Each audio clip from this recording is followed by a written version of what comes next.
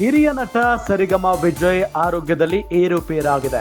ನಟ ಸರಿಗಮ ವಿಜಯ್ ಆರೋಗ್ಯ ಸ್ಥಿತಿ ಚಿಂತಾಜನಕವಾಗಿದೆ. ಕಳೆದ 5 ದಿನಗಳಿಂದ ಚಿಕಿತ್ಸೆಯನ್ನ ಪಡಿತಾ ಇದ್ದಾರೆ ವಿಜಯ್. ಸರಿಗಮ ವಿಜಯ್ ಐಸಿಯುನಲ್ಲಿ ಚಿಕಿತ್ಸೆ ಪಡೆದುಕೊಳ್ತಾ ಇದ್ದಾರೆ. ಚಿಕಿತ್ಸೆ ಮುಂದುವರಿಕೆ ಆಗ್ತಾ ಇದೆ. ಬೆಂಗಳೂರಿನ ಖಾಸಗಿ ಆಸ್ಪತ್ರೆಯಲ್ಲಿ ವಿಜಯ್ಗೆ ಚಿಕಿತ್ಸೆಯನ್ನ ನೀಡಲಾಗ್ತಾ ಇದೆ. ಸರಿಗಮ ವಿಜಯ್ ಪುತ್ರ ರೋಹಿತ್ ಅವರು ತಂದೆಯ ಆರೋಗ್ಯದ ಬಗ್ಗೆ ಮಾಹಿತಿಯನ್ನ ನೀಡಿರೋದು.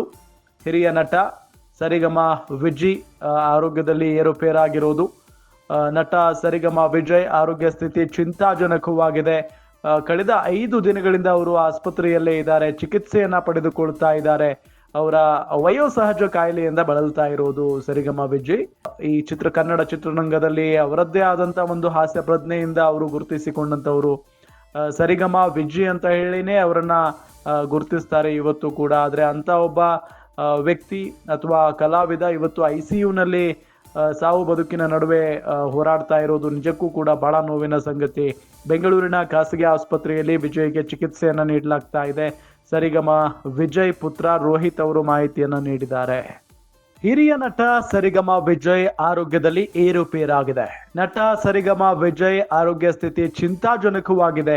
ಕಳೆದ 5 ದಿನಗಳಿಂದ ಚಿಕಿತ್ಸೆಯನ್ನ ಪಡಿತಾ ಇದ್ದಾರೆ ವಿಜಯ್.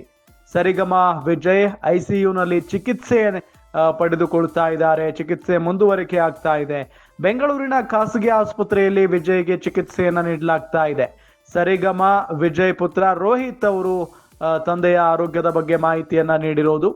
ಹಿರಿಯ ನಟ ಸರಿಗಮ ವಿಜಯ್ ಆರೋಗ್ಯದಲ್ಲಿ ಏರುಪೇರಾಗಿರೋದು. ನಟ ಸರಿಗಮ ವಿಜಯ್ ಆರೋಗ್ಯ ಸ್ಥಿತಿ ಚಿಂತಾಜನಕವಾಗಿದೆ.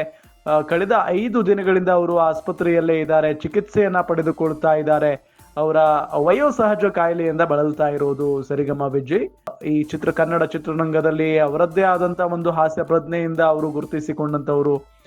ಸರಿಗಮ ವಿಜಯ್ ಅಂತ ಹೇಳಿನೇ ಅವರನ್ನ ಗುರುತಿಸ್ತಾರೆ ಇವತ್ತು ಕೂಡ. ಆದ್ರೆ ಅಂತ ಒಬ್ಬ ವ್ಯಕ್ತಿ ಅಥವಾ ಕಲಾವಿದ ಇವತ್ತು ಐಸಿಯುನಲ್ಲಿ ಸಾವು ಬದುಕಿನ ನಡುವೆ ಹೋರಾಡ್ತಾ ಇರೋದು ನಿಜಕ್ಕೂ ಕೂಡ ಬಹಳ ನೋವಿನ ಸಂಗತಿ.